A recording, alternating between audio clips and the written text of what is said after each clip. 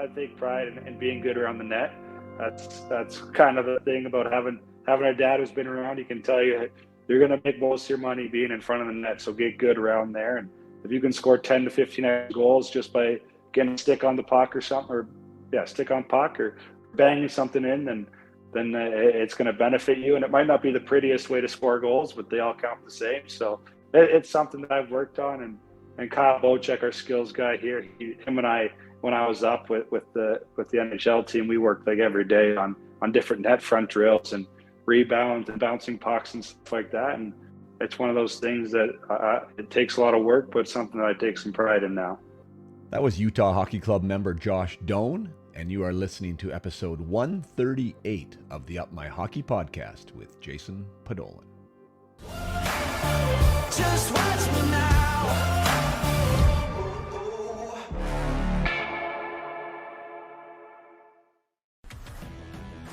Welcome to Up My Hockey with Jason Podollan, where we deconstruct the NHL journey, discuss what it takes to make it, and have a few laughs along the way. I'm your host, Jason Podollan, a 31st overall draft pick who played 41 NHL games, but thought he was destined for 1,000. Learn from my story and those of my guests. This is a hockey podcast about reaching your potential. Hello and welcome back, or welcome to the Up My Hockey podcast with Jason Podollan. I am your host, Jason Podollan. And we are here for episode 138 with Josh Doan. This is the first time on the podcast that I have had the Hall of Fame father and the up-and-coming prospect both on as guests. So that's pretty exciting for me. I don't know Josh at all prior to this interview. I connected with him through Shane, who I know well enough to text and to ask, and Josh was amazing with the yes. He was excited to do it and wanted to do it, which isn't always the case. So super cool by Josh to want to come on, want to share his story with someone that he hasn't met before, and I'm really happy we're able to provide the discussion for you. His story, Josh's, is really, really cool in a lot of ways. One, not everybody has a father that's played 20 years in the NHL. Not everyone plays hockey in the town where his father has been a pro and gets drafted by the team where his father has been a pro, who later then goes to university in the same town where he grew up and where his father was a pro. And then, of all things, to have your first call-up be in the NCAA university arena that you attended for 2 years for your first NHL game. Very, very strange in a lot of ways, and also super cool. Josh was a late bloomer, and that's something that for anyone listening right now that maybe is on the smaller side or hasn't grown yet, if you're a youth hockey player, I guess that was Josh's story, and we talk about that. The idea of still being relevant and sticking around long enough and figuring out how to play that game and overcoming the fears that are involved in that, playing against players that are bigger, heavier, stronger than you. That's real world stuff. And that was Josh's scenario growing up and even his story. I mean, he was a late bloomer in the fact that, yes, he was good enough to play in the USHL, which is a great league in the United States, at 17 years old, but he wasn't good enough to get drafted at 17 years old. He was playing for the Chicago Steel. He had a 45-game season where he produced 5 goals and 9 assists, 14 points in the USHL in his draft year. Completely disregarded by the NHL community. Even with an NHL father of 20 years, they didn't think that he was prospect worthy, and no one drafted him, not even in the later rounds. Josh speaks to this, and I won't paraphrase him extensively, but he mentioned that he thought maybe there was a chance, but most likely he probably wouldn't go. That was his own personal expectation from that draft. And then the next year started off kind of okay, I guess, and then really started to pick it up. And I guess he grew that year, and I guess he got stronger that year, and I guess a lot of things started to come together for him. And the next season with the Chicago Steel, he played a 53-game season, 31 goals, 39 assists for 70 points, well over a point a game average. And from being undrafted in his first year of eligibility, he flew all the way up to a second-round pick and being selected 37th overall as an 18-year-old in the 2021 draft by the Arizona Coyotes. So what a cool story that is. That is very rare for that to happen, to be passed over and then to be drafted that high in the span of 12 months. So a lot of things can happen, hockey players, in a span of 12 months. My previous guest, Luke Buss, he went from being decommitted in a span of 12 months to being like a guy that was supposed to go to a premier university to not being wanted by that university, and then having to reinvent himself another 12 months or 8 months and to be selected again to go to a new university because he was able to reinvent his game. So there's so much that can happen to hockey players, and I just wanted everyone to keep that in mind. And that's good and bad. We can become complacent and things can go south for us, or we can hit the grind and we can really buy into our development and really focus on our goals and dreams, and maybe we get a growth spurt in there, maybe we start putting on some weight, and lots of things can happen. We can have spikes in our skill development, we can have spikes in our skating. There's lots of things that can happen, so you just got to ride the course and stay true to your passion, and that's obviously what Josh did. Josh went from there to the Arizona State University, where he wanted to go. Again, it was his hometown university. He always wanted to play there, had 2 good seasons there, and then opted to go to the AHL and play for Tucson, which is a fantastic choice in my opinion. We cover his AHL journey fairly extensively, that it is such a great place to develop, a great place to appreciate the game and the veterans that are involved there and what it takes to play the game professionally. And also, if you are lucky enough and to get that call to the NHL, how much more you appreciate the environment that you're in from being on the journey and on the bus in the AHL. So it really keeps your perspective in check, and I think it will really help Josh moving forward with his goal of becoming a full-time NHLer. I think that perspective of understanding what the AHL is and doing everything that he can to stay there and really appreciating the moment will do him wonders. And that's where Josh is at. He got called up from Tucson last year. He had a really great rookie season in the AHL. His full first time through a full year in the AHL, had 26 goals in 62 games. I believe he was second only to Logan Stankoven in AHL rookie scoring. We all know what Logan Stankoven did when he got called up to Dallas and had a great playoff run there, so that's a great shadow to be in. And Josh essentially followed in Logan's footsteps. When he got called up, he just put up huge numbers. He had 2 goals his first game. He ended up with 9 points in 11 games. Fantastic start to his NHL career.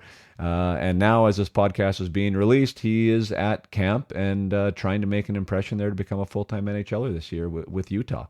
So really fun story. He's super candid, really honest, really forthcoming with real information. That is obviously what I feel the benefit of this long form type of discussion is, and my podcast in particular, is that I get to ask the follow-up questions. I get to dive a little deeper and get past the the initial response to get to the meat of things, and Josh allowed me to do that, and he was really awesome in this interview. So without further ado, like father, like son, Shane is recognized throughout the hockey world as one of the best people in the game. If you listen to his interview, I think you're going to hear a lot of Josh, or a lot of Shane in Josh. And obviously the apple didn't fall too far from the tree, because anyone who knows the Doans knows that that's a really good family, and Josh is living up to that hype and reputation. So I hope you enjoyed this discussion. Without further ado, here is my conversation with Josh Doan. All right, here we are for episode 138 with Josh Doan, son of former NHLer Shane Doan. Josh, really excited to have you on the program. Thanks for being here today. Yeah, thank you for having me. Yeah, man, no problem. I know that you're in Utah, all settled up. What are the feelings on this year and the change? There's so much going on for you guys. It's new and exciting. Yeah, it's been awesome so far. The people here are so friendly and excited. You kind of walk around and people know the team and they're excited for the team to be here. So that's always exciting. And we're at a pretty cool spot. We're training and skating at the Olympic Oval, so the U.S. Olympic speed skating team is around us, and it's pretty fascinating to watch them. They can move pretty good. Yeah, no kidding. So with you and maybe we'll just like start there, like actually where you're at right now. So you're in Utah, you're getting ready for the season.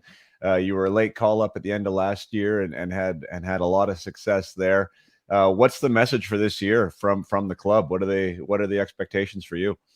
Yeah, I think it's one of those things. You got to come in and have a good camp. Obviously, it's no spot in this league is ever safe, so you got to come in and earn your right to be there, and that's kind of the focal point for me is to re-earn anything that I thought last year, and try to prove a point that I had a good summer and can carry over what I did last year. Awesome.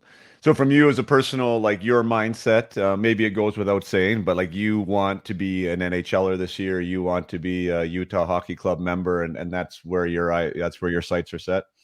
Yeah, I think my main goal is to prove that I belong and I can play at that level. It's something that like it's every kid's dream, obviously, to play in the NHL. So when you're this close, it's one of those things you got to step back and rethink and kind of tell yourself that this is probably the hardest part of it is the next couple steps. Even though you're the closest to be in the NHL, it's going to be the hardest step for me. Yeah. Yeah, that's a mature way to think of it. I'm sure your dad's had some counsel with you there too. You know, like you've been, I mean, technically you're a part of the club, right? I mean, you've played NHL games now. You've scored the NHL goal. You've done it. You've worn the sweater, which is super cool. Congratulations on that. But again, that next step, the one that I couldn't personally make was, like to establish yourself as a full-time guy. Like you are there, you are an NHLer, and that is a big deal. I know the one thing that I was never told, and it would have been so awesome if I was, but like the get a place discussion with the general manager, like, hey, you are here, we want you to stay here. Has that conversation happened? Like, I know like you're in a condo now, like, or is that just you getting ready for the season and being as prepared as you can be? Yeah, I'm good buddies with Michael Kessler, who was on the team last year, and he earned his rank last year and signed a deal, a 2-year contract with the team at the end of the year. And he bought a townhouse, so I was sent out here early to help him unpack everything. And fortunate enough, he's let me stay here through camp and hopefully throughout the season if everything goes well. But it's one of those things where that conversation will either be had or not had by the end of training camp, and hopefully it's a good one. But as for now, just go in there, work hard, and see what happens. Yeah, I love it. I guess we're working backwards. Usually chronologically, I start when they're younger, but we're working backwards right now. So like, I'd love to hear about last year, being a Tucson Roadrunner, we'll get to your university career as well, and maybe your decision to play there, but pro hockey, the AHL level, in some aspects, it can be more difficult than the NHL level. Whether it be the travel, whether it be the accommodations, whether it be the food, you know what I mean? Like the game itself sometimes can be a little bit more difficult, sometimes more physical. What was the adjustment like for you to the AHL level, and what did you learn there that was different than the NCAA? Yeah, I mean, I think the first thing is like there's the best people in the world down in the AHL that you get to meet, and guys that play the game because they love it and they battle hard. Like it's no joke, the AHL. And when you go down there, you learn, and it makes you want it more because you get a taste of the NHL and you see how amazing it can be, and the experience and the travel and the accommodations compared to one step below where you're busing 6 hours.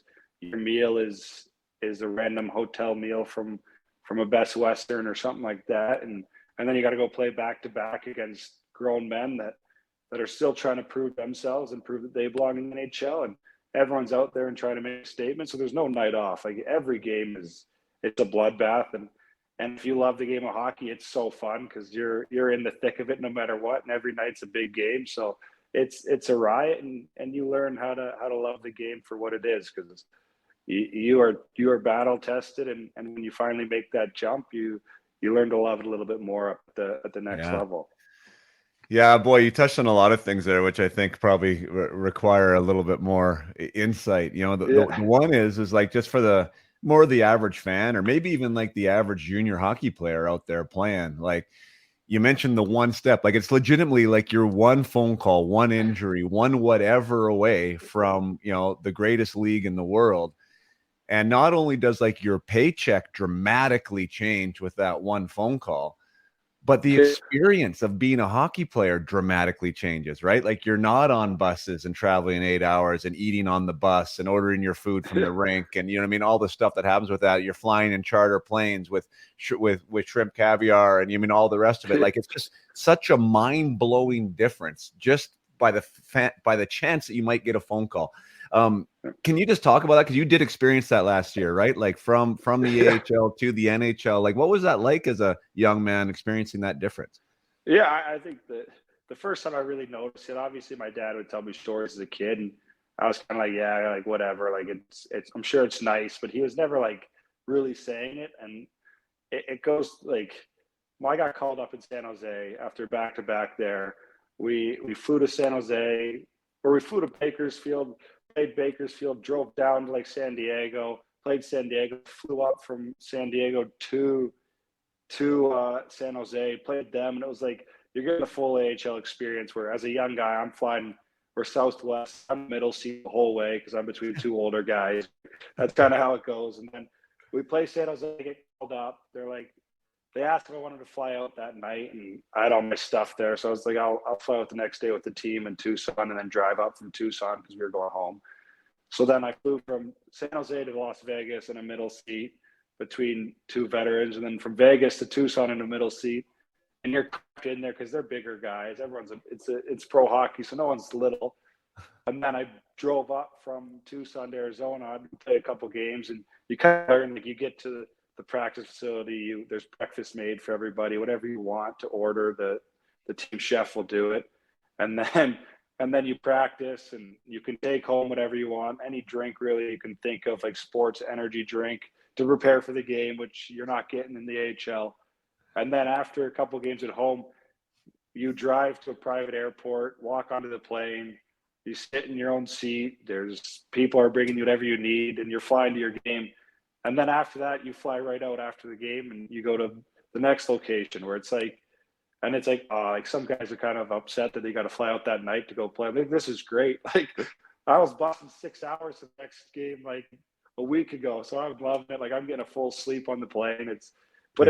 And then my dad after calls me and he laughs. He's like, so you're finally kind of seeing what it's like, hey, like.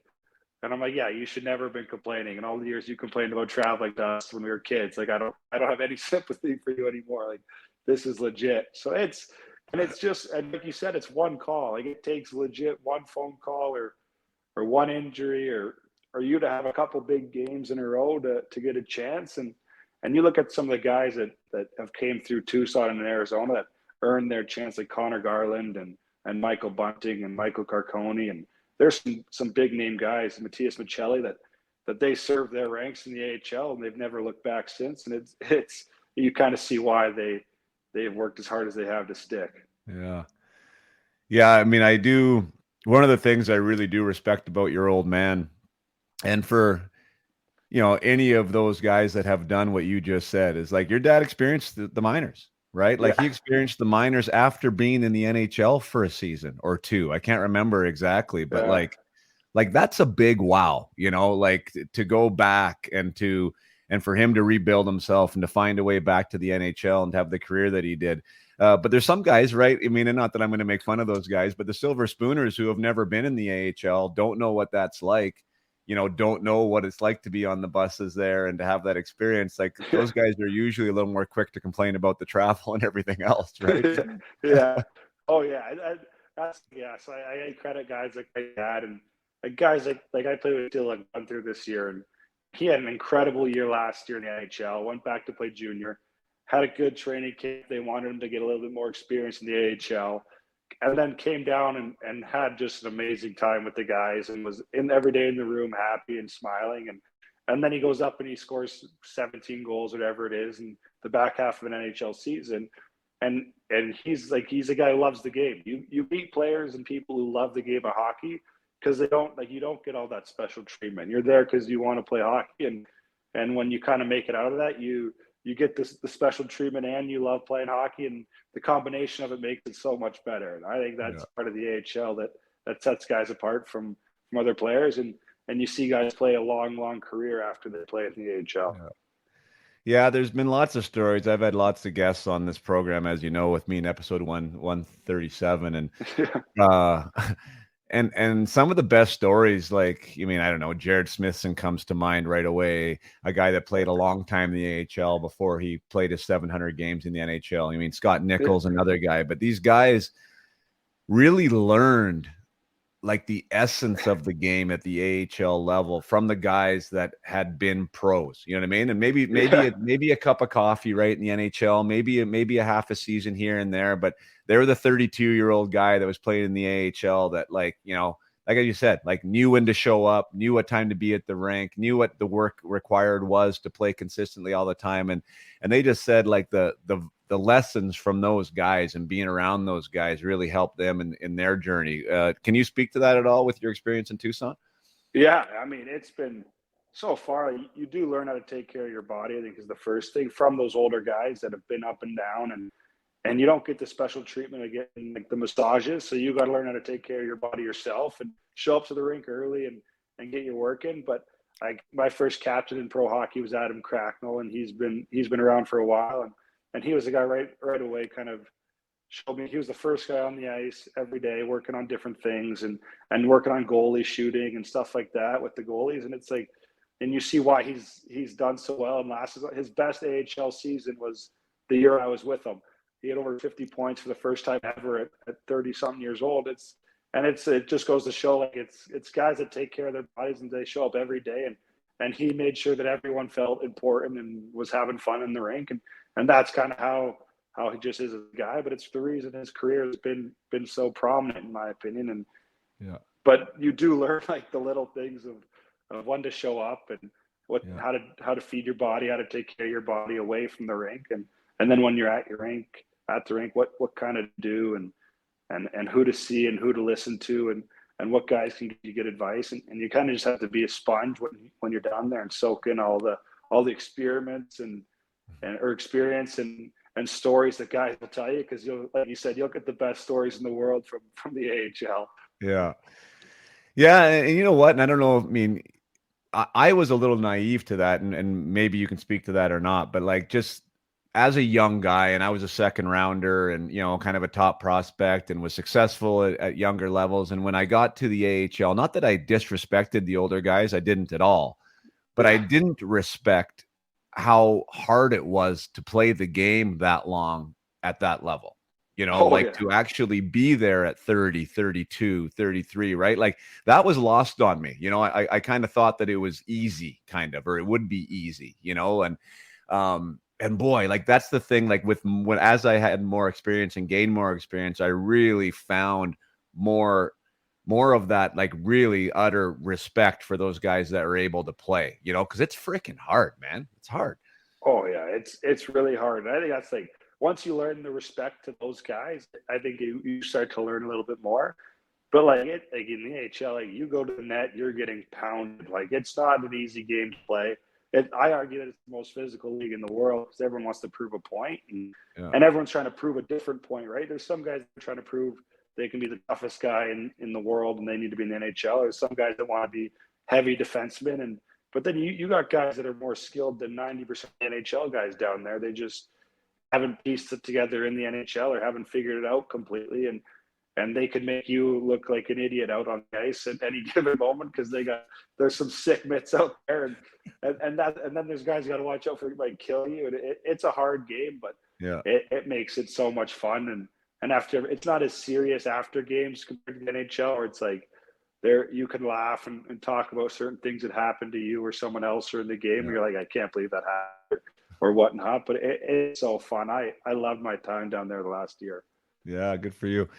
Yeah, I mean, that's the thing too. Like, people assume that you know, the best players are in the NHL, and I guess it is true, but there's also like great examples that you just said of like amazing hockey players that for whatever reason are not in the NHL, and whether that be opportunity or in the wrong team or the wrong system at the wrong time, maybe didn't make the most of an opportunity in the moment, you know what I mean? And they're there and they're all fighting for this spot. So that's definitely not a league to be frowned upon. And to your point too, like some guys are fighting to get to the next level. Some guys are fighting to stay at that level, right? So everyone's fighting for something there, right? Like nobody's really comfortable in that scenario. When it comes to just the shift to Utah, I want to focus on that for a second because there is a guy by the name of Dave Oliver who's a friend of mine. I'm not sure if that name rings a bell to you or not, but he's a pro scout for the Coyotes, I talked with him about you a little bit when I knew that I was going to be interviewing you. And anyways, outside of what we talked about with you, which I'll share with you, he just talked about the move from Phoenix to Utah, and he didn't mean it disparagingly to Phoenix at all or to the area, but he just said like Utah feels like we're really in the NHL now. Was kind of like the way he said it, like just the facility and where it's at and kind of the buzz around it. And, you're not sharing a facility with, the university team, what was happening down there. Like, do you feel like a definite difference of where you're at now and where that team is and how the ownership has been treating the guys? Yeah. I mean, I think firstly, the Smith family, you can compare them to the elite of the NBA owners. And that's a whole nother echelon of ownership. Like the NBA is top class and you can ask any NBA player or staff member, and they'll put him up in the top of the top for that. And then he welcomed us with open arms and has been amazing right from the beginning. And kind of the idea of what he wants to do, he's shared with us and kept us in the loop for everything. And it's spectacular what he wants to do. And he wants to do it for the city of Utah. Like that's his home, which makes it even cooler. Like his family's here. He wants to build it in Utah. And that's just something that you're getting where you got a stable ownership that obviously Arizona was looking for so long. Like I grew up when they were looking for a new place to play and they had new owners and the league owned them at one point. So it's one of those things, right, where it's nice to kind of have a sense of grounding to where you're at, but the treatment level is they have the facilities to do it. Like the Mullet, I love Mullet more than anybody. Like it was my home. Like that's where I played forever, but you're sharing it with ASU, and I didn't have an issue with it because that was my school. But there's some guys and people that this is the NHL. They want NHL facilities. They don't want to be in a rental room in the corner or in an outside building. So when you kind of get your own pieces and your own and just your own everything, it makes a difference. And I'm sure the staff and everything, there's a little bit different treatment compared to how they're traveling in and out to watch teams play, and the technology in terms of what they're getting to scout is a little bit different because of the Smith group and their technology side of things. They're pretty invested in that. So I'm sure everyone's feeling that sense of treatment to a different level. Yeah, I love it. I love that you're feeling that. That's something that Dave mentioned. He said this guy just seems it's just a different vibe. It's a different energy, right? Like what he wants to do with it, and it's exciting, right? And I'm sure it is an exciting time to be in the Utah Hockey Club.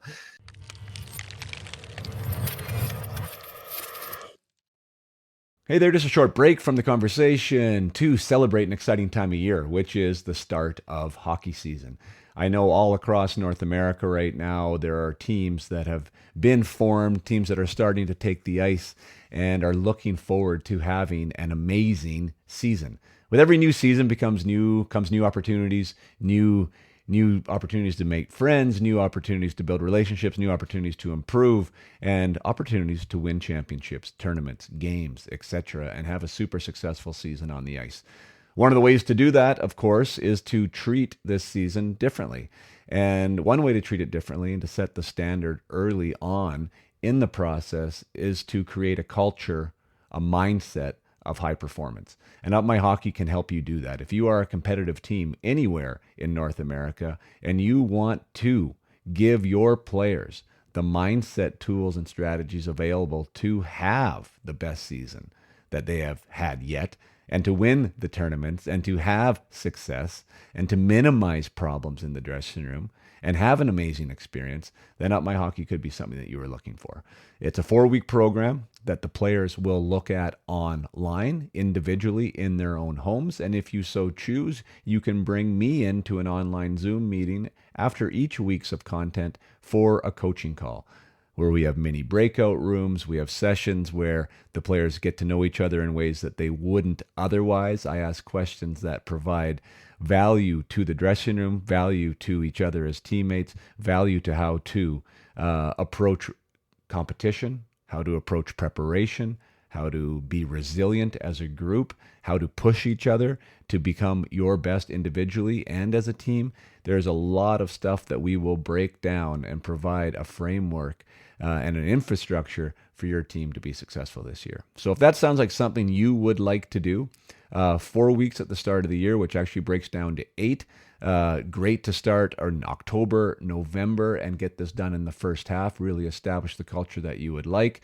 Then look up upmyhockey.com, and you can get a hold of me through there and see if it is a good fit or not.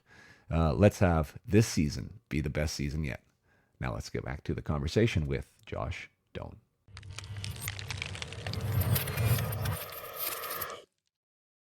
With Tucson, and you had a heck of a year last year, congrats to you, 26 goals, 20 assists, in a tough league as we spoke about as essentially a rookie in that league.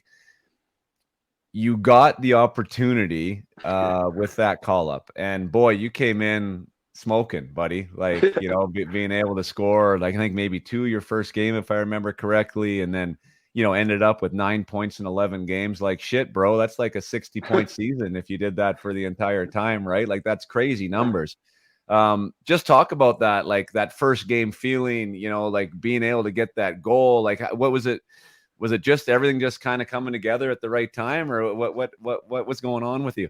Yeah, I think it was a little bit of like I was starting to feel more confident down in Tucson up until that point. Like, and my game was kind of coming along, and just kind of figuring out that pro hockey a little bit more, and then I got the call up. I'm like, all right, I was nervous right away from when I got the call, and then I got to Arizona, and I slept in my own bed and that I grew up in, and our first practice before pregame skate was at the ice den where I grew up playing, and everything kind of felt like it was like, this is kind of surreal, but it feels normal at the same time. Like, I've done this before, and then I almost missed our first game, which is one of the things that I don't know if it's really talked about. There's construction on the highway going to do the rink, and there's never construction. And I left early because I like to get to the rink early. I left an hour and a half before the game, before we had to be there. So I'd be there at 5. I left at 3:30, and get on the highway, and then we stopped moving, and there's a car crash in the construction. So no one was moving.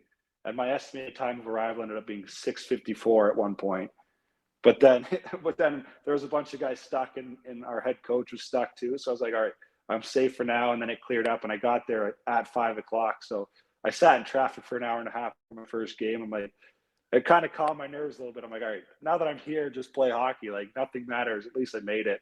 Yeah. But my dad was just, he was the one who kind of calmed my nerves. He said, just play. Who's scared? Who cares if you score? Who cares if you turn the puck over? Your first game, you're just supposed to go have fun and enjoy the night and enjoy the moment. And I was fortunate enough to play with Matthias Michelli and Jack McBain, who they're pretty elite players, and they create space on the ice. So it was a fun game, and it's one of those nights and days that you never forget. Every little detail of the day is going to be stuck in your head forever. So it was pretty cool. That is awesome. And one of the things for me, just because, as you know, I know your dad, not that we're super tight or anything, but, would know him well enough to know him. Like his response and his reaction in the booth there, right? Like, isn't that wild? Hey, don't worry about it. No one expects you to score a goal. Just go have fun. Yet, I mean, it's really, you do really see how much that matters, right? Like to get that goal and what that meant to him, even to see you be able to score that goal in that jersey. It was a pretty special moment to watch from the outside. I can imagine how that was as a family. Yeah, he was leaving. He said he was going to leave the suite because I missed a breakaway right before he scored. And then he thought we lost the puck, and he's like, I wasn't upset with you. He's like, but I was upset because I know how mad you'd be. So he was getting up to leave, and then he turns around. That's why he's standing up when I score. He's like, the only reason I'm standing is because leaving the suite at the time.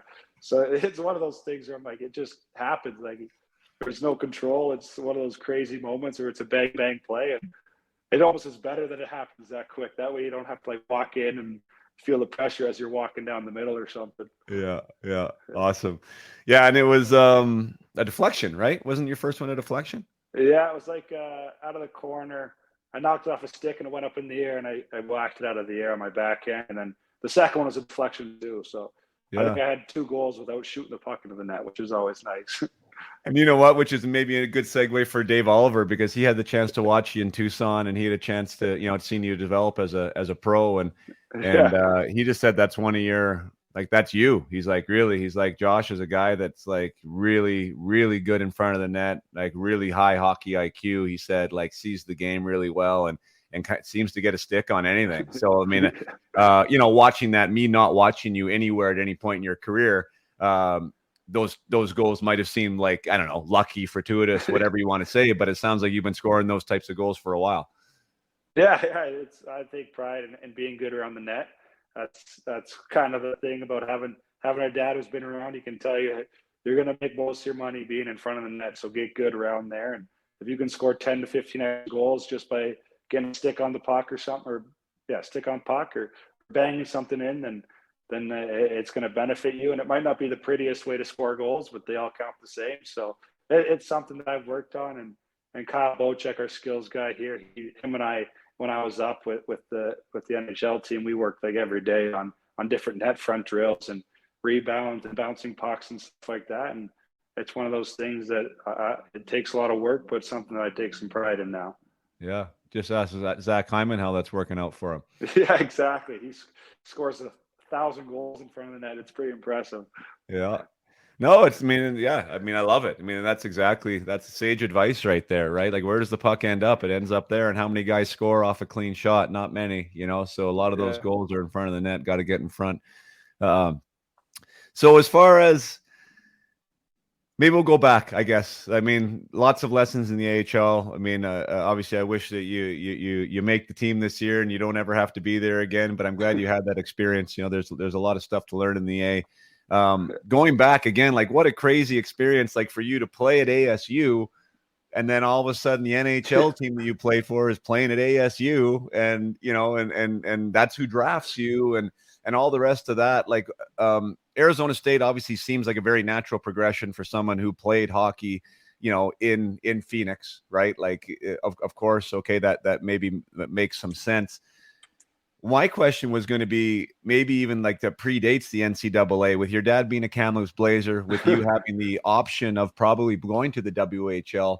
How did that, was it ever a discussion? Was it ever a consideration to follow in dad's footsteps and go to the Dub?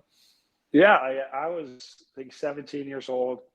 It was going into my senior year of high school, or grade 12, and I was set on going to Kamloops because I was drafted by Kamloops. They own my rights. I was going to live with my aunt and uncle, or my nana and papa. They all live in Kamloops. I'm like, oh, this is perfect. Like, a good segue to do that. And ASU, they'd been talking to me a little bit, and it was, if I was going to go to ASU, I was going to play in the BCHL. I wasn't really ready for the USHL. And then Ryan Hardy, who was the GM of Chicago Steel at the time when my rights, called my dad and I, and they must have lost a guy or someone dropped out. And they set up a phone call with us and like, hey, we take our development pretty serious, and we'll sit down on a Zoom and talk about your options and what it could be. And we were out of respect, like, yeah, like, we'll talk and we'll see what he has to say. And by the end of that call, it was, my whole mindset had switched from going Dub to going to Chicago and then committing to ASU, because I could do that as well with the Steel. And our mindset was, first, I was like, I was only going to play one game a weekend. The other game I was going to be in the gym while they were playing to get stronger, because it wasn't strong enough. And then as the year went on, I developed, like, we had an unbelievable team. Owen Power was on our team. We had Matt Coronado, Mackie Samoskevich, Brendan Brisson, Sam Colangelo. It was just a stacked team that if you play versus better players, then you're going to get better. And that's kind of been my mindset throughout my career, is you kind of want to be uncomfortable with who you're playing against, because you're going to find a way to adapt and to compete at that level. And it was the best decision that I could have made, was going to Chicago and learning from some of the guys there. But it was legit. I was like, I woke up and I'm like, I'm going to sign with Kamloops tonight. And then out of nowhere, I'm like, nope, I'm not. I'm committing to ASU in a week and going to Chicago. That's crazy. That's Yeah. crazy. So like the power of communication, right? And who Yeah. knows, like not knowing what you don't know. How was dad with that? Like obviously he supported it in some aspect, but he must have been excited about the idea of you going to Kamloops as well. Oh yeah, I think he wanted me to go to Kamloops. My mom was like college all the way. Like she was from the beginning. So you need your degree, whatever. But she's from Kamloops, so the only team she'd let me play for was Kamloops. She's like, if you go to Kamloops, it's fine. But that's it. Like that was it. And so it was like one of those things where Chicago did a good job of kind of talking me into that. And then ASU had came and visited me a couple of times and talked with me and my family, and we went down to the school. And my first time ever seeing the ASU campus was my first visit to see like official visit, and it's 25 minutes away from home, and I had no idea what it was like. And once we got there, it was like that also sweetened the deal, I think, a little bit, was seeing how many facilities they have and the tools and resources that they can give you. Right, right. But Kind of a small hockey world story, but of all teams that drafted my oldest son, Kamloops drafted Hudson. yeah, This you were year. saying that. Yeah, Yeah, it's so exciting. I mean, it's a great spot, and the city loves their hockey. I think my favorite story ever is my dad got stopped in a grocery store with me and him when we were training at the end of his career, and he was probably in the NHL for 20 years at the time. And his fan stopped him and was like, "Hey," and asked, "Are you Shane Doan?" He's like, "Yeah." And he's like, "Oh, I was the biggest fan of the Blazers when you played there. Like, I was so happy when you won the Mem Cup." And then he goes, "So what do you do now?" And my dad's like, "Oh, he's like, you still playing?" And he's like, "Yeah, I've been playing for a while now. This is the end of his career." And they just, once you leave Kamloops, they don't care. Like, you're not on their team anymore. It doesn't matter. They're just diehard Blazer fans. So that's part of WHL and the CHL hockey, which makes it so special. So I was laughing. I'm like, this guy's got no idea that he plays hockey still, but he knew when he played with the Blazers when he was 18 years old. Not a bad player, eh? Not a bad player. Yeah. Still playing. I was like, take that, Dad. Yeah. So with the Chicago Steel, so I think this is a really, for me at least, this is a really compelling piece of your story. Like, so you go there to Chicago. You said that the plan changed as you were there. Like, you were only going to play one game a week and you started playing more. Like, and I'm going to keep in mind for everybody, you went there during your NHL draft year. Yeah. Right. So your first year of eligibility. So walk me through where you're at, like just in that sort of evolution of you as a hockey player. I mean, you're not naive to the idea that it's your draft year. You're going to be playing in this great league, the USHL. Your dad is a Hall of Famer, like, and now it's your kind of turn. Like, did you not feel ready to get drafted? Like, where was your mindset when it came to that? Yeah, I was like such a late bloomer, which was part of the issue. Like, my draft year in the dub in the USHL I was 5'4", 115 pounds. And I probably, when I went into the USHL, I was just under 5'10" and probably 170 pounds, 165 pounds. And it was one of those things where it was like, I knew in my own head, like, I'm not ready to go out there and dominate and be a top 3-round pick. I'm like, I could try and prove that I can be someone they can develop in the later rounds and just get an opportunity somewhere and trying to prove someone right was my mindset. And as the year progressed, I'm like, I talked to a couple of teams here and there, but nothing too serious, where it was like, I wasn't really expecting much when it came to the draft.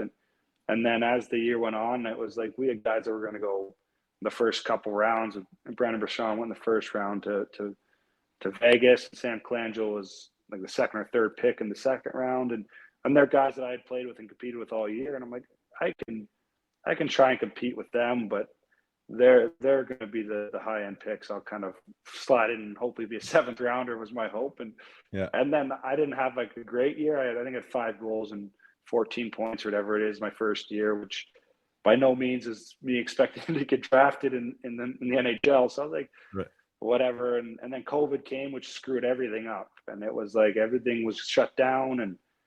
And I think it was one of the biggest things that benefited my game was COVID and getting to kind of work out and train a little bit longer, have a longer summer to prepare for the following year and try and be a draft +1 guy. And then thankfully had a big second year. Right.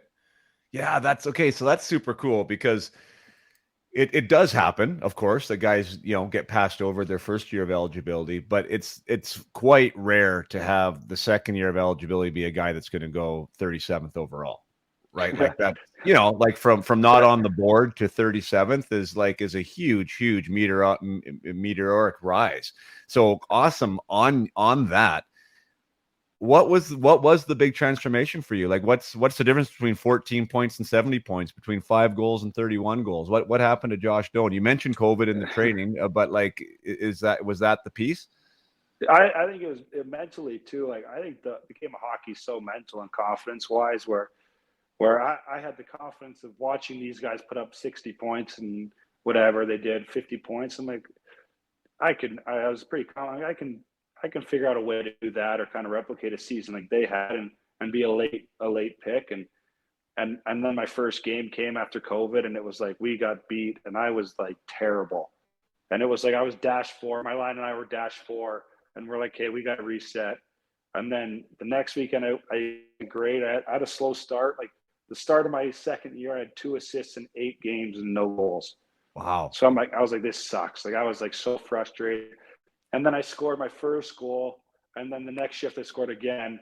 So I'm like, oh, no, here maybe something's coming. And then as the year kind of progressed, it never slowed down. And I kind of fed off of Sean Farrell and Matt Coronado there having years and kind of replicating what they did and just taking video. I'd sit down and watch video with Mike Garman, who was our goalie coach at the time, and review clips of NHL guys and of myself and kind of find ways that I can score goals from different angles and be creative and stuff like that. And I went into the Christmas break. I was still under point per game at Christmas. And my dad's like, oh, you're fine. Like, just have fun this back half. The worst thing in the world is you have to go back another year to Chicago.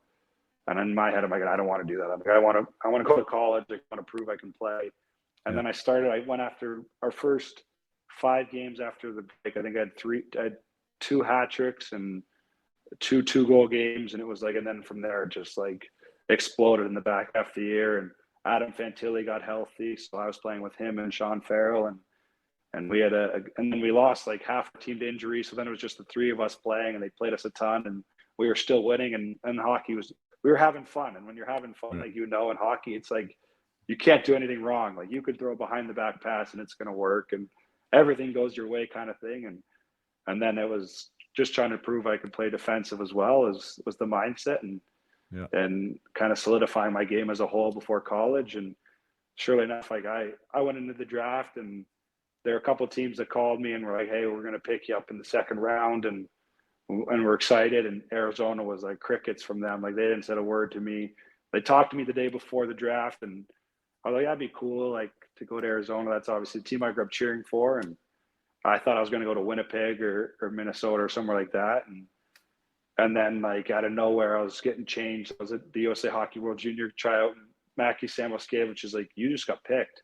And we like started laughing and I was like, okay, well, whatever. And we looked at my phone and it was to Arizona and we were pretty excited. And my dad had no idea. So he was almost emotional. I don't see him emotional too often. And he was in that room and it kind of took him by surprise, which was cool to see. Yeah. Cause was he involved like officially with the team at that point or not? He was like I don't know what he was at the time. He was like, he was kind of just around the rink to help out in any way they kind of needed. But like when someone getting drafted or if you have a friend or a family friend or something, they don't put that player on the board at all. So you have no idea where they're listed on the board until draft day. Right. So then once draft day came around, he saw where I was and he's like, oh, there's a chance that we could get him with one of our picks. And then the guys on the board kind of kept going off and he's like, oh my goodness, like he's going to go with our next pick. And then that's when he kind of figured there's a chance. And he's like, he was pretty excited. So you weren't even in front of a television or anything? You were just doing your thing? Phone. Yeah, because I was about to get in the shower because we just got off the ice. So I was like getting ready to hop in the shower and then we all had our phones out for the draft because it was the USA World Junior Camps. There's a lot of guys there waiting to get picked and we were all laughing, right? Of course, like as I'm getting in the shower, my mom's upstairs. She's probably crying. And then I finally got to hug her after I got out of the room, but it was pretty cool. Oh, that is super cool. Interesting that Yeah. USA Hockey chooses to have it on that day, though. That seems a little bit I interesting. know it was the COVID. So why was it? It was the later draft because they had the draft in like October the year before, and then Yeah. that draft got pushed back until I think it was like the end of July because the NHL season started late because they were in the bubble. So Oh, everything that's got right. pushed back. So I don't know Gotcha. why USA they didn't want to change their date. They kind of because they wanted to do it where everyone was together. So they did like a Yeah, yeah. draft party the night before. Right. But Yeah, that it makes was sense. but it was like I wish we could have had the morning off a little bit so we could have been with our families stuff Yeah, to no doubt. celebrate. But No that doubt. happens. You mentioned the mindset. I mean, so it sounds like it wasn't like too underwhelming or too disappointing to not hear your name called like the first time round, right? Like you were in a good headspace with that, and it wasn't like you had to mentally really overcome anything. Is that accurate? Yeah, it was like it's obviously one of those things where you're seeing your friends and guys you played against your whole life get drafted and you want to get picked, but it, at the end of the day, I'm like, there's no reason for me to have gotten picked. I haven't proven anyone really Yeah. a real reason to pick me, and not that it was like I was bad, but I'm like I wasn't good enough to be an NHL selection, and that's part of growth is being honest with yourself. Like I'm like I can get there, but right now I'm not ready, and that's kind of part of it. And looking back, like what a gift not to be picked, Yeah, really, exactly. right? Yeah, Like, exactly. yeah, because like Like, yeah, nothing wrong with being an eighth rounder or seventh rounder, like awesome. I mean, but if you knew that the next year you were going to be a second rounder, I take the second rounder any day, right? yeah, Yeah, exactly. So yeah. that's my joke. Is I'm a second rounder, but technically I'm a ninth rounder. So it's one of those things. I go through it twice, but it makes it fun. Well, you mentioned mindset, and I don't even know, we never really discussed it, but like what I do, I mean, the podcast isn't what I do. What I do is I'm a mindset coach for players. So that's really what Okay. I help with. I help with the guys off the ice, and I help with the transitions between things, like overcoming maybe some disappointment, like you were talking about with the draft, and confidence. Like how do we create it? How do Yeah. we develop it? How do we keep it? Uh, how did you? It was going to be a wrong segue. I talk a lot about belief systems too, right? So Yeah. a belief system is a real integral part of success. And after you've gone through a season where maybe you didn't hear your name called and things didn't go quite as you wanted them to maintain that belief that yes, I do belong. Yes, I can do this. Yes, this is a path for me. Um, where did that exist for you? Like how did that exist, or did it exist? Sometimes we just go along and we just play, right? And whatever happens happens. But I think for most guys there's some type of a belief system in place that allows them to think that the journey is going to happen and it's worth it, the work they're putting in. Yeah. There's a couple people like, and my dad was big into that, or he kind of helped me keep my confidence. But we brought in Matt Calderoni into Chicago, and he's like a sports psychology and kind of talks you through things. And you'd have individual sit downs with him, and he kind of explain the process. And anytime he'd be like, I don't know if that he'd correct you and be like, no, like you could do that. Like, why can't you? Like, there's a reason you're here to begin with. Yeah. And then Ryan Hardy, I think he works with the Maple Leafs now, and he's the one who drafted me and brought us all in together. And just talking with him and the way that he put his belief into me and kind of put trust into me to play big minutes and to play with younger guys to help them grow gave you that little bit of belief that if they trust me to play with the younger guys, and I'm obviously doing something right. And he's a guy that when I was at my lowest at times, he'd call me and be like, hey, you're good, and you'll figure it out. There's a reason you're here. And I think just kind of over and hearing that there's a reason that you're playing and playing at this level, and that you're going to college, and like you're not a bad hockey player. You're obviously somewhat decent, and if you really care about the game, then you'll find a way to get kind of through anything. And it was something that I didn't have I think as much belief in myself as other people did, and knowing that there was belief around me and people believed in me, is I think what kind of boosted that I that love mentality. I love that story. Yeah, that's great. I mean, your circle matters, like, right? Yeah, Like your mentorship circle matters, even like your peer group really matters. And I think that the more we insulate ourselves with good people, with good ideas, with good belief systems, with positive support, like how can that not help? right? Like, how can Yeah. that not help? And being open to that, I always, I mean, we only have our own window to look through as far as reference points are concerned. But I just know for me, like, it's not that I didn't have good people around me, but I was a little bit like stoic in the idea of letting people in. I felt like Yeah. it was my journey. And I think if there was one thing that I would try and do differently if I was like 22-year-old Jason Podollan again, would be to really like build that circle, right? Like to Yeah. find people that gave a shit about me and that cared about me and that wanted to help and listen, right? And just be Yeah. available. It sounds like you have been willing to listen and to build a circle. Yeah. Yeah. I think that's like having someone, like you said, like people that'll listen to you almost away from the team that you're playing with or the group that you're with, as well as having guys on your team. Because there's like my biggest thing and my family's biggest thing is like when you're at the rink, it's like be a fountain, don't be a drain. Like don't suck the energy out of the room. Bring as much energy as you can. Be positive. Be someone people are happy that you're in the room with. And if you have any negative thoughts or things that are bothering you, then talk to the people that are outside of that room that aren't going to be impacted in a way of like a negative emotion towards the team. Where I got like a circle with obviously my dad, my uncle, and my aunt, and my friends from high school that don't play hockey anymore. Like I got a pretty good circle that I can trust and go to whenever I need. And like you said, it's so much more important just to have people that'll listen compared to the people that are always almost telling you what to do at times. Yeah, that's a really, really awesome lesson. I love hearing that. Like to be what you can be to that group. One of the best things about hockey is that it is a team, and those guys around you, you want them to be as good as you can because it helps you be better. And I mean, all that culture piece is a huge thing. But you're also saying in that lesson, but hey, we're human. Like there is shit that goes wrong sometimes. There is bad stuff. We're not feeling amazing all the time. But let's find a vessel or a person or a mentor, someone outside of that team culture where we can express that and be human and talk through that. Because that's an important piece, like I think mental fitness, I like to call it, which is, I believe is like a foundation to mental health. If we have better mental fitness, we'll have better mental health. There's a reality of that. I mean, as a hockey player, you've been conditioned from the time you were probably this big that you needed to be tough, right? Like we need to be tough. We need to be strong. We need to be this. We need to be that. It's tough to be, I'll use the word vulnerable. It's tough to be vulnerable in that type of team environment, right? Like I'm struggling with this or that. So having something outside of that vehicle can be super beneficial. I just wanted to express that because I think sometimes junior guys, young guys, like we get caught up in this idea of being something and we don't allow ourselves to feel what we're feeling. Can you relate to that at all? Yeah.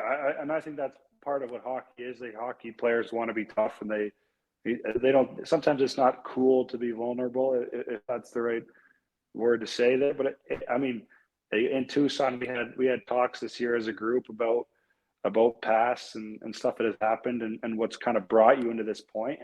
And everyone has a story. And that's the thing, like no matter how cool or tough you want to be, there's something that happened in your life or something that happened around you that's going to be hard to deal with on any given day. And as hard as it is to talk about sometimes you need to talk about things and get it off your chest, because if you hold on to it, then it makes everything harder, not just the hockey side, but just life away from the game can get hard. And when the dog days of the season kind of get going, where it's the middle of the year and maybe you're not doing well, your team's not doing well, and then those things start to creep up again. But I think, like you said, like it is, mental fitness is so important now to the game, and you don't have to be this, and you can be as tough as you want, but at the same time, opening up about your feelings and being vulnerable at times doesn't make you not tough. It honestly is at times makes you tougher to kind of share your emotions and to speak up, because there are other guys in the room that want to speak up and say something but don't because they're scared to or something like that. Yeah, which is that's part of the game now. Yeah, man. I think you said that perfectly, and I think that's a really cool insight. Like there's a piece of being a professional athlete, and I think hockey is a very unique piece of being a professional athlete because mental toughness is a prerequisite. Like you have to be consistent. You have to be able to physically handle pain. You have to physically handle the fear of somebody legitimately trying to like knock the block off at all times, right? So like there's a courage piece of it. So like mental toughness you can't avoid. You need it.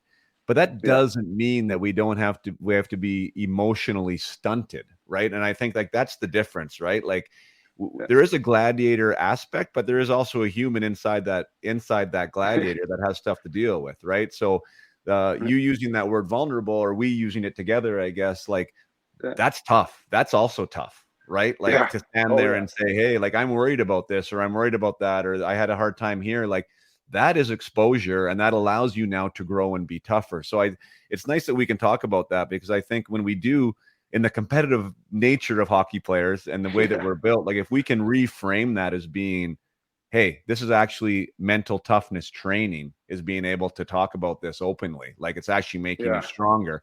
It might make it a little bit easier for some guys to go there and help them in that aspect. So, I mean, thanks for bringing that aspect up. I think that's cool. For sure.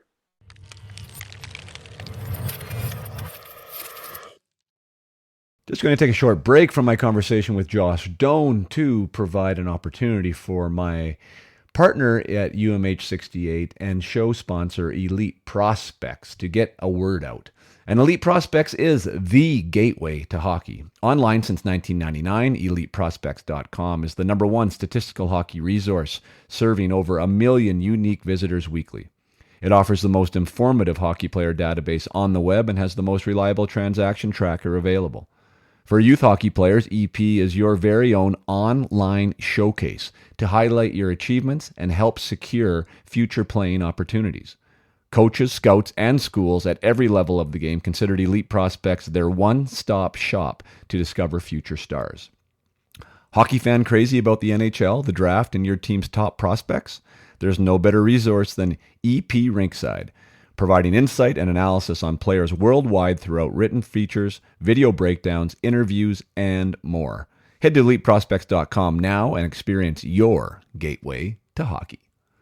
Now let's get back to the interview with Josh Doan.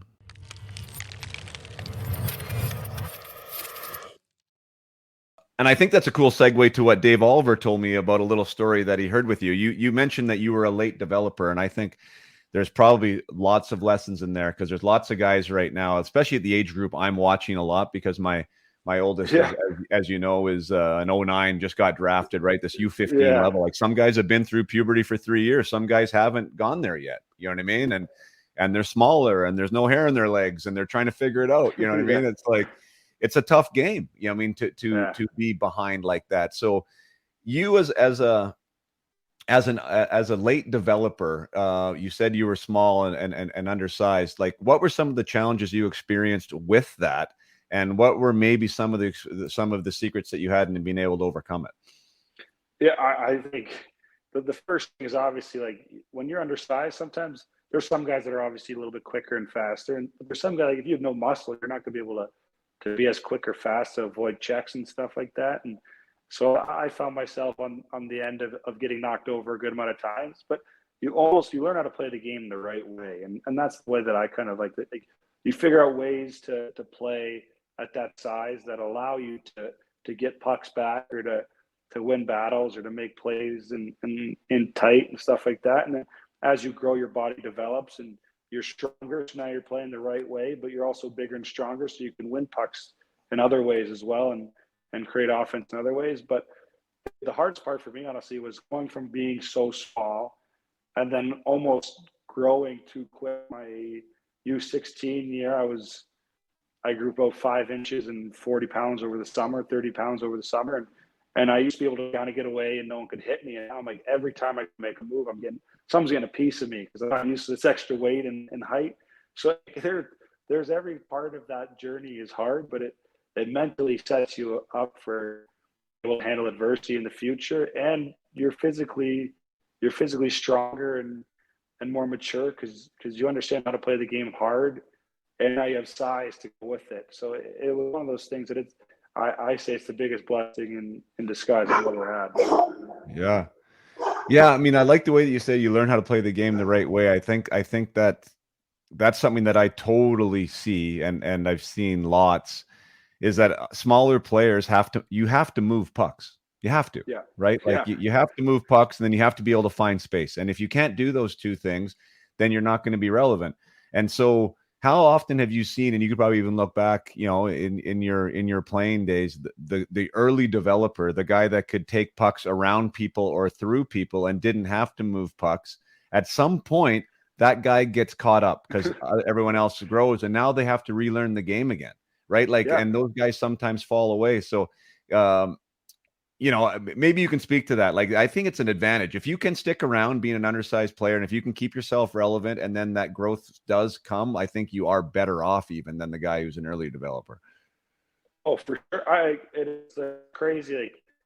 Like, there are kids that it's almost when you're younger, it's demoralizing when a guy can go around every single player and go tuck one in short side, and I can't skate down the ice over the puck, or I'm going to get stripped or hit or whatever. So it's like I got to learn to give and go and create offense that way. And this kid just picked up a puck from his own end, went coast to coast and scored, and that was like, and I think that's part of having a good background with having my dad, where he was like, hey, he's like, at some point he's going to have to learn to pass the puck, because when you get to that U16 and junior level, everyone has to pass the puck, or you're not going to be able to really do much. And then you slowly kind of catch guys like that, and then there are some that learn how to play the right way still and have success. But it's hard. It's hard both ways to be the biggest guy. When you're younger, it's great. But when you're older, it's hard. You never learn how to play the right way, and then the roles kind of reverse a little bit. So I can attest to a lot of guys that I grew up playing against that were way bigger, stronger, and faster than me, that throughout the years, when the game gets a little bit more serious and you have to play the right way, they get kind of caught up to and passed by the guys that were 5'1" and 100 pounds soaking wet when they're 14. So it's funny how the game gives and takes. Yeah, and a lot of those guys aren't probably playing anymore. I mean, that's the thing. And I think the other thing too, which maybe we can speak about, is like the courage piece. Like, some of those bigger guys don't actually have to be as courageous or know how courageous they are, because, you know, you are constantly in more danger as a younger player. You know what I mean? So you have to face like that thing, whatever you want to call it. I mean, fear maybe is the right word potentially. And that was one of the stories. Maybe you can speak to that. And I don't know if you remember it, but like Dave Oliver told me the story about talking with your dad, and said that you were, you know, he was looking at pictures and you were like, you know, a foot shorter than all your teammates essentially. Right. And I don't know if it was a conversation you had with him, meaning your dad, or exactly what it was, but I mean, I'll paraphrase and you can tell me how close I got. But you were like, you know, Dad, I'm smaller than everybody. Like, you know, I'm scared out there. Like, I'm getting knocked over all the time. And I guess your dad said, hey, like, there wasn't one game in 20 years that I played where I wasn't scared on the ice. Yeah. You know, and like, that's something that we need to figure out or whatever. Like, I think that's like such a powerful message coming from a father who played as long as he did, who's standing 6'3", 230 pounds, and he's telling you that he's scared. You must have been like, holy, you know, like, I think that's an interesting message. Is that an accurate story? And two, like, if you do remember it, like, what did that mean to you? Yeah, I remember that. Like, it was like yesterday. That was my first ever my first ever Blazer camp when I was 14. And like, I lined up to start the game versus Jermaine Lowen at the time, who was their best player. And I think he was 6'4", like 220 pounds. And I'm like, all right, well, I have no chance versus him. Like, if he gets the puck, I'm not getting it back. And if he's chasing me, he's taking it every time. and I remember throughout that game, I'm like, oh my goodness, like, this is like, I'm helpless out here. Like, I have no chance. I'm too small. Like, this is like, I was small for my own age. Now there's 20-year-olds out here that are like, I'm really small now. Like, this is, and I remember after the game, I got pretty emotional because I was tearing up, and I'm like, I was almost like, Dad, like, this isn't fun. Like, I'm scared. I'm getting abused out there. Like, this isn't, like, this might not be kind of like for me, this game. I was like, it's not fun. Like, and it isn't fun at times when you're that little and you're just getting bullied. Like, you almost feel like you're actually helpless out there. You're scared of everything, and anyone can hit you. So it's one of those things where you're uncomfortable. And that what he said. He's like, well, he's like, you enjoy the game and you have fun. And he's like, but I don't want you to think I play as big as I am. Like, I'm scared. Like, I'm scared. He's like, I don't go out there and think I'm untouchable. And I kind of laughed at him. I'm like, yeah, right. Like, what are you scared of? Like, who's going to hit you? Like you're 235 pounds. Like, he was literally over 100 pounds heavier than me at the time. So I'm like, there's no one who can hit you. Like, I've seen you play.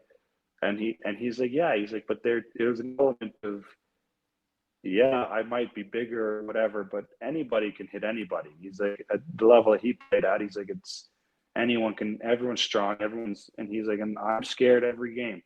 And we're both pretty religious. So he talked about, he's like, I can pray for safety, and before every game ask for safety. But he's like, there's an element of fear that goes in playing hockey. And I don't care who you are, you can lie to yourself and say you're not scared. You're scared of something happening. And that was, to me, kind of the thing that set me over the edge, where it was like, wow, like, if he's scared, and then he's naming guys that he's played with that are like idols of mine, where he's like, I guarantee you he's scared. I've talked to him. He's uncomfortable getting on the ice at times. And that was kind of what mellowed me down a little bit from that fear of playing hockey every day, and kind of like, oh, if he's scared, then I'm fine. Like, guys scores 35 goals in the NHL. Like, what am I like? Yeah. And then it just gave me that hope to continue to play hockey and have fun. And that's kind of what led me to continue to play and enjoy myself, and gave me that joy of the game back. Like, anytime I'm on the ice, it's the happiest I'll be in life is when I'm on the ice, no matter what I'm doing. So it's part of it, what's shaped me, and it's a true story. There's more to it, obviously. I was like, emotionally, like, I'm like distraught. I'm like, Dad, this sucks. Like, I hate hockey. And he's like, no, you don't. He's like, you're just upset right now, and you'll get over it. But if I didn't have stuff like that, or someone to back me in my corner and be like, hey, people are scared. That's the game. It's a physical game. There's no one who's not scared on the ice. That's such a perspective shift, right? Like, for you as a young man to hear that, and it almost makes you feel like, I think sometimes we can feel so isolated, and we can also feel like what might be internally construed as like a handicap or a problem, right? Like that we're not, and for you, that might have been like, I'm not good enough, or I'm not big enough, or I'm not going to be strong enough, or I'm not courageous enough, right? Like, it's nice to hear that, there are other guys, probably everybody that enters a game with some level of fear, right? And so now they've been able to somehow manage it. And now it gives you kind of hope that you can empower yourself to manage that as well. This isn't something that can't be overcome. It's something that your father was able to overcome for 20 years, that he was able to fight through and to be courageous. And I just think I love that message of that story. And it's actually one of the things that I talk with my clients about when we talk about confidence, and because we want it. We want confidence, right? But like, I mean, can you, Josh Doan, even before your first NHL game, or maybe when we go back to that WHL camp, did you really have the right to be confident out there? Probably not, right? Like you said, you're 100 pounds lighter than everybody else. You're maybe slower than everybody else. Like, you'd be delusional if you would be like, like, I'm confident out here. Let's rock and roll, right?